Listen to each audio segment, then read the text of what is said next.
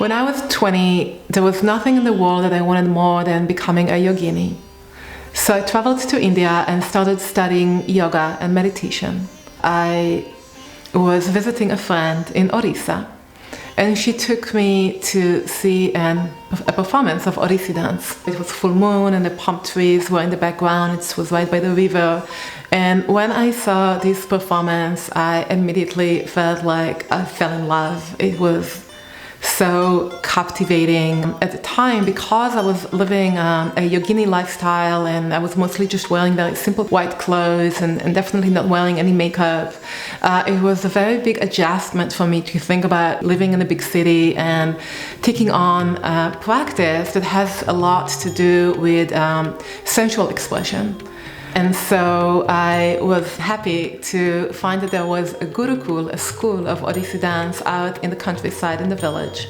And I went and knocked at the gate and asked if I can become a student. There was nowhere to stay, actually. So I ended up staying at the backstage with open air. And this is where I stayed, and I remember after my first Odissi dance class, I literally went out crawling and I was full of sweat, and I knew that I have to come back. Over the years, the deeper I went into my practice, the more I realized how, in fact, there wasn't such a big conflict or separation between my yoga practice and my dance practice, but in fact they were one and the same. Similar to many of the yogic practices native to Asia, Odissi is about working with the polarity of masculine and feminine energies and cultivating the bliss of yoga. It is this facet of Odissi dance that I find most intriguing and engaging. To fully embody the dance, we must train all levels of our being: mental, emotional, spiritual, and of course, physical. Odissi dance was influenced by a lot of different spiritual cultures over the years, including Shaivites, the worship of Shiva; Shaktas, the worship of the goddess; Vaishnavites, the worship of Vishnu, which is the present era, in fact, as well as Buddhism, as well as even a touch of Islam. A big part of the Odissi dance philosophy is the tantric philosophy. It's based in tantric yoga.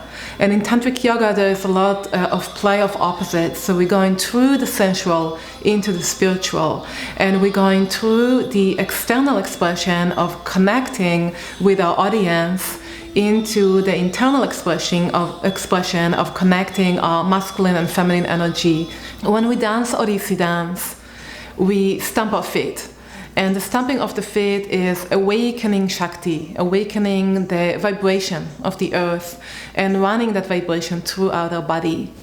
We sit squatted low, so we build the strength of our legs and the opening of our pelvis to build our Kundalini Shakti, our primordial energy. Then we incorporate subtle movement of our rib cage from our heart center to pull the energy from the pelvis into the heart. And we utilize our hand mudras, our hand gestures, to express the heart energy through our hands. We also keep our channels open and our spinal column erect in order to allow the energy to naturally flow into our spiritual centers and into our emotional expression. So in a way, while there's a whole lot of movement is happening externally, there's also a whole lot of movement happening internally. And we are practicing our yoga practice while we are interacting with our audience. On our ankles, we use the gungurus. Those are the ankle bells, and they are the most sacred element of our Odissi dance costuming. They represent the primordial sound, and they remind us of the rhythmic aspect of everything in life.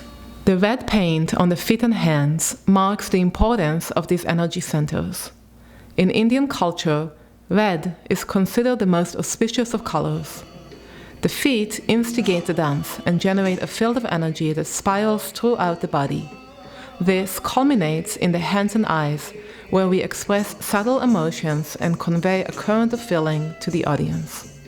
The taya, the headpiece, is made out of reeds that are grown in Puri, by the coastline in Orissa, and they're made by local artists, and they represent the shape of the top of the temple. Odissi Dance originated out of temple dances, and it has that quality of sacred ritual. At the center of the forehead we have a bindi, and the bindi is red with a black line and white dots around it. The colors, red, black and white, are also significant.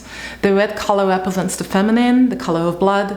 The white color represents the masculine, the color of semen, and the black color is representing the void, shunya, the void that everything emerged out of. Our actual clothing is made out of a handloom sari that is made by artisan in Orissa with traditional patterns and fabrics. It's usually made out of silk, but sometimes out of cotton as well.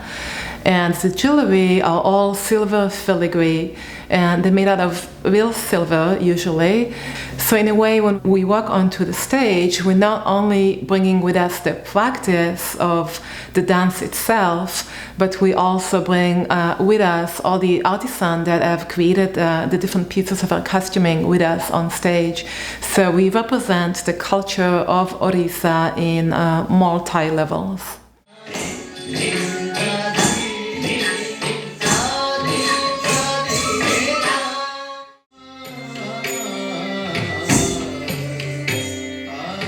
Shakti Bhakti is the name of my dance company.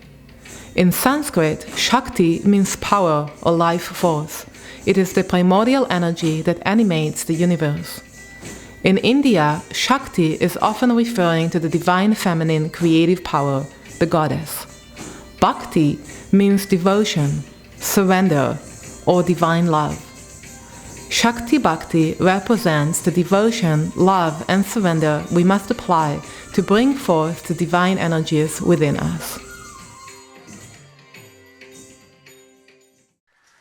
Kada takata di kada takate kete takate jay nam ta ta ta kada takati kada takata di kada takate kete takate jay nam ta ta